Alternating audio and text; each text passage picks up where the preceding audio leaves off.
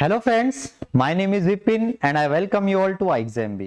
सो friends, आज की इस वीडियो में हम जानेंगे यूपीएससी, ईपीएफओ, ईओ और एओ का एग्जाम जो हमारा 2021 में हुआ था, उसमें आपके एलिमेंट्री मैथमेटिक्स के कैसे क्वेश्चन पूछे गए थे, कैसे हम उन क्वेश्चन को सॉल्व कर सकते हैं, क्या उनकी बेस्ट अप्रोच होनी चाहिए ताकि आप एग्जाम में उन्हें सॉल्व कर पाए। तो चलिए शुरू करते हैं आज की अपनी इस वीडियो को। ईओ और एओ का जो हमारा एग्जाम हुआ था 2021 में, उसमें हम इसका पार्ट 1 देखेंगे। कुछ मैथमेटिक्स के क्वेश्चन जानेंगे हम, कैसे प्रश्न आपसे पूछे गए थे। तो ये क्वेश्चन, पहला क्वेश्चन आपकी स्क्रीन पे, ये एवरेज का आपसे क्वेश्चन पूछा गया है। इस क्वेश्चन में आपसे पूछा गया है the average age of a husband and his wife was 23 years when they were married 5 years ago। तो 5 साल पहले जब उनकी शादी हुई थी, तो एक हस्बैंड और उसकी वाइफ की जो एवरेज एज थी वो 23 ईयर थी, राइट।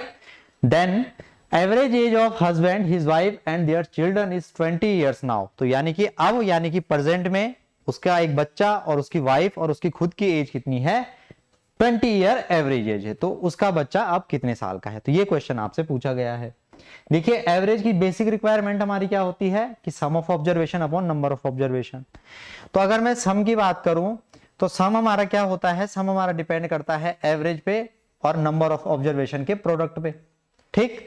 तो यहां पे अगर मैं 5 साल पहले की बात करूं तो 5 साल पहले हमारे पास लोग कितने थे। 5 साल पहले अगर मैं बात करूं तो 5 साल पहले हमारे पास 2 लोग थे, यानी कि एक हस्बैंड था और एक वाइफ था। एक हस्बैंड थी, एक उसकी वाइफ थी, दोनों की एवरेज एज 23 है। तो यानी कि 5 साल पहले उनकी एवरेज जो टोटल एज थी वो कितनी थी, 46 साल थी, 46 ईयर थी कि नहीं थी। तो आप बोलोगे सर बिल्कुल थी। अब देखिए, ये 5 साल पहले का मामला है। तो 5 साल बाद, अब जब उनकी शादी हुई थी 5 साल पहले, तो आप मुझे एक बात बताओ कि 5 साल अब वर्तमान में आने के लिए, यहां 5 साल पहले से अगर हमें प्रेजेंट पे आना है तो 5 साल ही हम किसका काउंट करेंगे, हस्बैंड का काउंट करेंगे 5 साल। और 5 साल हम किसका काउंट करेंगे, 5 साल ही हम किसका काउंट करेंगे, जो हमारी वाइफ है। तो यानी कि टोटल हम 5 साल पहले से अगर प्रेजेंट पे हमें आना है तो टोटल हमें कितना ऐड करना होगा, 10 साल हमें ऐड करना होगा। आप स्वाभाविक सी बात, आप खुद सोच के भी देखिए कि अगर 10 साल पहले आपकी उम्र 20 साल थी तो अब आपकी उम्र कितनी है, तो आप बोलोगे कि सर हम 10 साल इसमें ऐड हमें करना पड़ेगा। तो यानी कि अब कितनी आपकी उम्र, 30 साल है। तो इसमें अगर हम 10 जोड़ेंगे तो आपका जवाब होगा, जो टोटल आयु है अब हमारी दो लोगों की जो टोटल आयु है वो कितनी है, 56 साल है। लेकिन अगर आप यहां पे पढ़ेंगे कि एवरेज एज हस्बैंड, वाइफ और उनका बच्चा की कितनी है, 20 साल। यानी कि जब 3 लोग हैं, 3 लोगों की एवरेज आयु 20 साल है। तो टोटल आयु है कितनी है, टोटल आयु है 60 साल है। टोटल आयु कितनी है, 60 साल। तो अगर ये टोटल आयु 60 साल है तो आप मुझे बताओ यहां पे आपको चेंज कितना देखने को मिला। ये टोटल हमारी 60 साल हुई, ये 3 लोगों की है, और ये जो 56 साल है ये 2 लोगों की है। तो ये जो 4 साल बढ़ी ना आयु, ये जो 4 साल बढ़ी हुई है, ये क्यों बढ़ी, क्योंकि उसमें एक बच्चा भी इंक्लूड हो गया। तो बच्चे की आयु कितनी है, बच्चे की आयु होगी हमारी 4 साल। जो चाइल्ड है, चाइल्ड की जो हमारी एज हो जाएगी यहाँ पे, वो हमारी कितनी हो जाएगी, वो हमारी हो जाएगी 4 साल। तो ये इस क्वेश्चन को सॉल्व करने का तरीका था। ये मैंने आपको बेसिक से भी बताया है पूरा, नहीं तो आप इसे डायरेक्ट ऐसे कर सकते थे कि 46 + 10 यानी कि 56 हो जाएगा हमारा, और ये हमारा 60 हो जाएगा। तो टोटल 4 साल, इतना आपने करना था एग्जाम में। वो आप तब कर पाएंगे जब ये सारी चीजें आपको अच्छी तरीके से आ जाएंगी। क्लियर है, तो आप बोलोगे सर बिल्कुल क्लियर है। चलिए अगला प्रश्न देखते हैं। अगला प्रश्न आपसे क्या पूछा गया है कि ये क्वेश्चन बहुत अच्छा क्वेश्चन है, मेंसुरेशन का ये हमारा क्वेश्चन है। इसमें क्या बोला गया है कि if W1 and W2 are weights of 2 solid iron balls of radius 1/2 metre and 1/3 metre respectively, then which one of the following W1 and W2। तो W2 और W1 का रेशो हमारा, W2 और W1 W2 का हमारा ratio, यानी कि wait 1 और वेट 2 का आपको रेशो बताना है। अच्छा आप मुझे एक बात बताओ कि जो हमारा डेंसिटी होती है, डेंसिटी, ठीक है, वो हमारा क्या होता है, वेट अपॉन वॉल्यूम। डेंसिटी हमारी क्या होती है, वेट अपॉन वॉल्यूम। ये रिलेशन आपको मालूम होना चाहिए। अगर हिंदी वाले बच्चे हैं कोई यहाँ पे, तो ये हम इन्हें कहते हैं हिंदी में घनत्व बराबर भार बटे द्रव्यमान, नहीं, घनत्व बराबर द्रव्यमान भार बटे आयतन, घनत्व बराबर भार बटे आयतन। तो यहां से अगर मैं आपसे पूछूं कि वेट क्या होगा, तो आपका जवाब होगा सर आप डेंसिटी की मल्टीप्लाई कर दो वॉल्यूम से। तो डेंसिटी की मल्टीप्लाई यानी कि घनत्व की अगर मैं आयतन से गुणा कर दूं तो मुझे क्या मिलता है, घनत्व को अगर मैं आयतन से गुणा कर दूं तो हमें मिलता है वेट। तो यहां पे देखिए डेंसिटी का यहां पे कोई रोल है नहीं, तो वेट जो है हम बोल सकते हैं कि वेट डायरेक्टली प्रोपोर्शनल है किसके, वेट डायरेक्टली प्रोपोर्शनल है वॉल्यूम के। वेट किसके प्रोपोर्शनल है, वेट डायरेक्टली प्रोपोर्शनल है वॉल्यूम के। अगर वेट वॉल्यूम के डायरेक्टली प्रोपोर्शनल है, वॉल्यूम क्या होती है हमारी स्फीयर की, स्फीयर की वॉल्यूम क्या होती है, तो आप बताओ कि स्फीयर की जो वॉल्यूम होती है वो होती है 4/3 पाई आर क्यूब। ये हमारी किसकी वॉल्यूम होती है, स्फीयर की वॉल्यूम होती है। तो मैं क्या ये बोल सकता हूं कि जो वेट 1 और वेट 2 का रेशियो होगा वो किसके बराबर होगा, जो पहले की वॉल्यूम है और पहले की दूसरे की जो वॉल्यूम है उसके बराबर होगा। तो पहले की वॉल्यूम कितनी है, पहले की वॉल्यूम है, यहां से आप बोलोगे सर पहले की वॉल्यूम है 4/3 पाई, और आर हमारी कितनी है पहले की 1/2 की होल क्यूब। रेशियो देखिए, रेशियो को मैं नीचे लिख सकता हूं, इसमें आप जानते होंगे कि रेशियो को हम बटे में भी लिख सकते हैं। 4/3 ये दूसरे के लिए मैं लिख रहा हूं, इसको आप यहां पे ऐसे लिख सकते हैं कि अगर मैं एकदम प्रॉपर यहां पे आपको बताना चाहूं चीजें, तो यहां पे आप इसको इधर इक्वल लगा के ये हमारा V1 है, ये हमारा V2 है। तो 4/3 पाई और दूसरी आर हमारी कितनी है 1/3 का होल क्यूब, है कि नहीं है, तो आप बोलोगे जी सर बिल्कुल है। और ये V1 V2 किसके इक्वल है, W1/W2 के इक्वल है। तो यहां से आप देखेंगे ये कैंसिल हो जाएगा। अगर कैंसिल आप नहीं भी करते तो ये कांस्टेंट वैल्यू थी, उस पर कोई फर्क हमारा पड़ता नहीं। तो जो हमारा W1 और W2 का रेशियो था वो कितना हो जाता हमारा, तो आप बोलते इसे 1/8 और 1/27।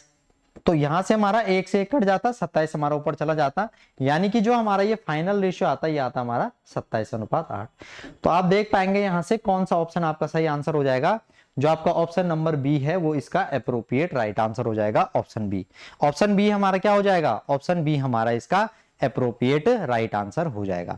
तो जब भी आपको ऐसे प्रश्न मिले आपने क्या ध्यान रखना है कि जो हमारा वेट होता है वो डेंसिटी और वॉल्यूम के प्रोडक्ट के इक्वल होता है।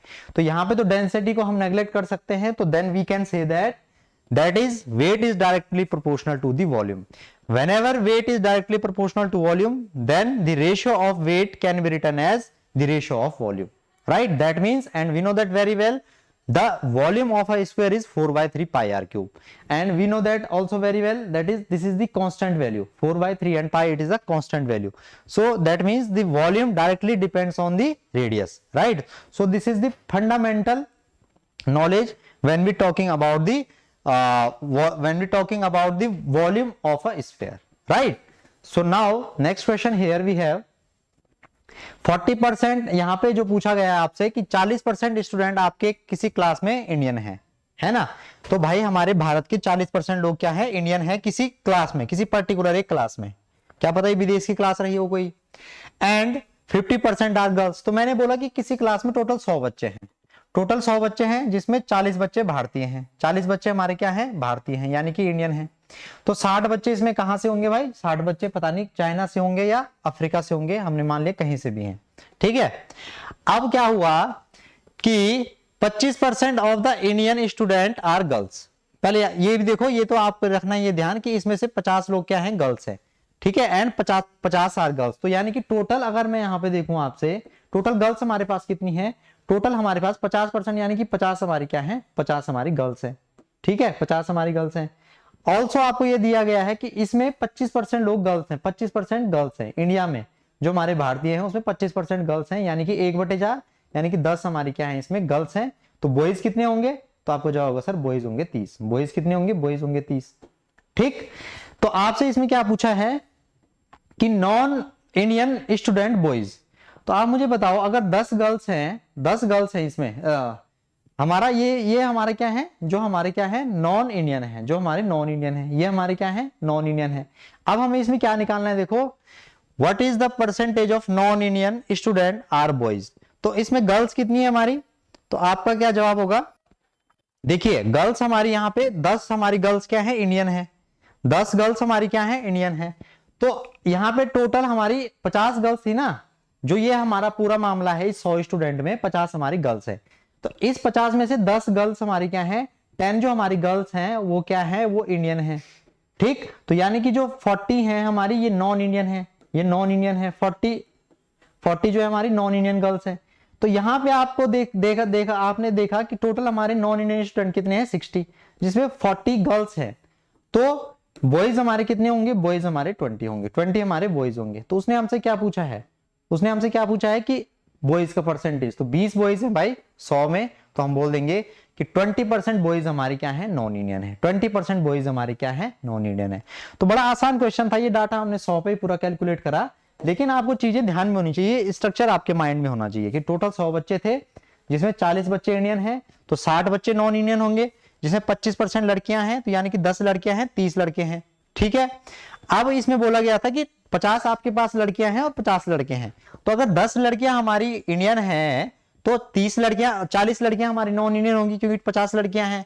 तो 40 लड़कियां हमारी नॉन इंडियन हैं, और टोटल हमारे नॉन इंडियन बच्चे कितने हैं, 60 हैं। तो 40 अगर गर्ल्स हैं तो 20 हमारे क्या हो जाएंगे, बॉयज। ठीक है, आसान क्वेश्चन था ये। चलिए अगला क्वेश्चन देखते हैं। The average weight of 100 student in a class is 46 kg। The average weight of boys and girls are, ये तो बहुत आसान क्वेश्चन है, 50 kg and 40 kg respectively. What is the difference between the number. तो alligation बेटा आप इसमें लगाएंगे। What is the approach, approach is alligation. तो you know that very well, this question can be solve in second with the help of allegation. So what should be the approach. तो यहां पे 46 हमारे क्या है, 46 kg हमारा total weight है, जो हमारा बॉयज का वेट है और जो हमारा गर्ल्स का वेट है। तो बॉयज का वेट आपको यहाँ पे दे रखा है 50 और गर्ल्स का वेट आपको यहाँ पे दे रखा है 40, और जो टोटल एवरेज वेट है वो आपको दे रखा है 46। ठीक है, 46 आपको दे रखा है। तो ये हमारा कितना हो जाएगा, यहाँ पे 6, ये हो जाएगा हमारा 4। यानी कि अगर मैं बात करूं इसके अनुपात की, तो जो ये हमारा रेशियो है यहाँ पे, ये 3:2 का रेशियो है। बॉयज और गर्ल्स का जो संख्या का अनुपात है वो क्या है, 3:2 का रेशियो है। तो अगर ये रेशियो 3:2 का है, तो आप मुझे बताओ टोटल आपके पास 100 बच्चे हैं, और टोटल कितना है 5। तो यानी कि अगर मैं बॉयज की बात करूं तो ये कितना आ जाएगा हमारा 60, और अगर मैं गर्ल्स की बात करूं तो गर्ल्स आ जाएंगे हमारी 40। तो 60 हमारे लड़के हैं और 40 हमारी लड़कियां हैं। क्या पूछा है उसने हमसे, कि यही पूछा होगा कि लड़के और लड़कियां कितनी है, नहीं, उसने हमसे पूछा है कि डिफरेंस बताओ of number of boys girls. तो डिफरेंस कितने का है, 20 का अंतर है। तो ऑप्शन सी हमारा इसका राइट आंसर हो जाएगा। ऑप्शन सी क्या हो जाएगा हमारा इसका, option C will be the right answer of this question. तो ऐसे क्वेश्चन जब आपसे पूछे जाएंगे तो चीजें आपने बिल्कुल ध्यान में रख के चलनी है। एलिगेशन आपने लगाना है, एलिगेशन लगाया हमने, है ना, एलिगेशन लगाया। और एलिगेशन हमने किस पे अप्लाई करा, ये सारे क्या है, इनका वेट है, ये वेट यानी कि भार है। ठीक है, और वेट अगर आपसे पूछ ले तो वेट क्या होता है, मास और ग्रेविटी का प्रोडक्ट होता है। ये थोड़ा हम फिजिक्स में ज्यादा घुस जाएंगे, लेकिन ये मैंने आपको नॉलेज के लिए बता दिया कि क्या पता कल को आपको जीएस में इसकी जरूरत पड़ जाए। Mass into gravity, and gravity हमारी कितनी होती है, 9.8 मीटर पर सेकंड स्क्वायर। ठीक है, ग्रेविटेशनल एक्सेलरेशन जानते हैं ना आप, गुरुत्व त्वरण, तो उसका हमें हिसाब किताब आना चाहिए। अब इस प्रश्न का आंसर आप रोकेंगे और एक बार खुद करने की कोशिश करेंगे, और आप देखेंगे कि आपका आंसर आया है या नहीं। और आपने पाया होगा कि काफी बच्चों का आंसर आ गया होगा, लेकिन काफी बच्चों का नहीं आया होगा। अब मैं बताता हूं, देखिए इसको क्या करेंगे हम। ये आपसे कह रहा है कि आपको दिया गया है कि जब आप 74 की घात को 100, यानी कि when we divide 74 to the power 100 by 9, then what should be the remainder. तो अगर मैं रिमाइंडर की यहाँ पे बात करूं तो बहुत बढ़िया लेवल का सवाल है ये। यहाँ पे अपनी बुद्धि विवेक का प्रयोग आप करें जरूर। इसको जब मैं 9 से भाग देता हूं, ठीक है, तो कैसे हम इस सवाल को सॉल्व करेंगे। कोई बच्चा मुझे बताएगा कि सर क्या अप्रोच हो सकती है। तो आप यहाँ पे देखें, इस 74 को मैं क्या लिख सकता हूं, this 74 can be written as 74 can be written as, अगर देखो ये हमारा 74 है ना, इसको मैं 9 से अगर भाग देता हूं तो 9 8 72, रिमाइंडर हमारा कितना आएगा 2। तो हमारा मेन काम तो रिमाइंडर निकालना है ना, मेन काम हमारा रिमाइंडर निकालना है। तो हम क्यों और चीजों में जाएं, क्यों हम कोशेंट में जाएं, क्यों हम और चीजों में जाएं, तो हम रिमाइंडर निकाल देते हैं। तो रिमाइंडर आया मेरा 2, लेकिन अभी पावर 100 है तो इसकी हम पावर चढ़ा देंगे 100 और नीचे लिख लेंगे 9। तो एक काम तो हमने आसान ही कर लिया। ठीक है, ये 2 कहां से आया भाई, अगर आप 9 से भाग देंगे 72 को, तो 9 8 72, नहीं ये जो हमारा 74 है, तो 9 8 72, रिमाइंडर कितना बचेगा 2। तो ये 2 रिमाइंडर है हमारा। ठीक है, चलिए अब ये हमारा आ गया एक्सप्रेशन। अब इसके आगे हम कैसे इसे सॉल्व करेंगे, तो इसके आगे आप देखेंगे यहाँ पे क्या क्रियाविधि, क्या मैकेनिज्म होना चाहिए। ये जो 2 की पावर 100 है, इसको मैं क्या ऐसे लिख सकता हूँ, 2 की पावर 3 की होल पावर। अच्छा, इसको मैं एक स्टेप और आपसे पीछे लूं, क्योंकि डायरेक्ट आगे लिख दिया मैंने, होना उसने वैसे ही है, लेकिन थोड़ा पहले पीछे का आपको पृष्ठभूमि बता सकता हूं मैं। इसको मैंने लिख दिया 2 की घात 99 और 2 की घात 1 बटे 9। ठीक है, इसको मैं लिख सकता हूं, बोलोगे जी सर बिल्कुल लिख सकते हैं। अब 2 की पावर 99 को मैं लिख सकता हूं 2 की पावर 3 की होल पावर 33, और 2 तो हमारा है ही प्रोडक्ट में, डिवाइडेड बाय 9 है कि नहीं है, तो आप बोलोगे जी सर बिल्कुल है ना, ये 33 या 99। अरे ये आप जानते हैं ना, a की पावर m की whole power m, so it can be written as a to the power m into n, right. So now ये क्या है हमारा, 2 की घात 3 हमारा 8 है, तो 8 को मैं क्या ये लिख सकता हूं 9 माइनस 1, है ना। इस 2 को मैं लिख सकता हूं कि whole power 33 into 2 divided by 9। अब आप देखेंगे कि अगर मैं इसको भाग देता हूं, इसको मैं भाग देता हूं, तो 9 से 9 कट जाएगा, यहाँ पे रिमाइंडर 1 बचेगा, तो -1 की पावर 33 डिवाइडेड बाय 9, -1 की पावर 33 डिवाइडेड बाय 9, और ऑल्सो ये 2/9 हमारा है ही। अब यहाँ पे आप फिर देखेंगे कि ये हमारा कितना आएगा रिमाइंडर, रिमाइंडर यहाँ से एक ही आएगा, चाहे आप कुछ भी करो, यहाँ से हमारा रिमाइंडर कितना आएगा -1 ही आएगा, और यहाँ से हमारा रिमाइंडर 2 ही आएगा, और नीचे हमारा 9 है ही। तो ये हमारा फाइनली -9 -2/9 आया। ठीक है, यहाँ पे तो अरे ये जो डिविडेंड है ना, ये डिवाइजर से छोटा है, तो डिविडेंड ही हमारा रिमाइंडर बन जाता है अगर डिविडेंड डिवाइजर से छोटा है। When dividend is lesser than divisor then dividend become reminder.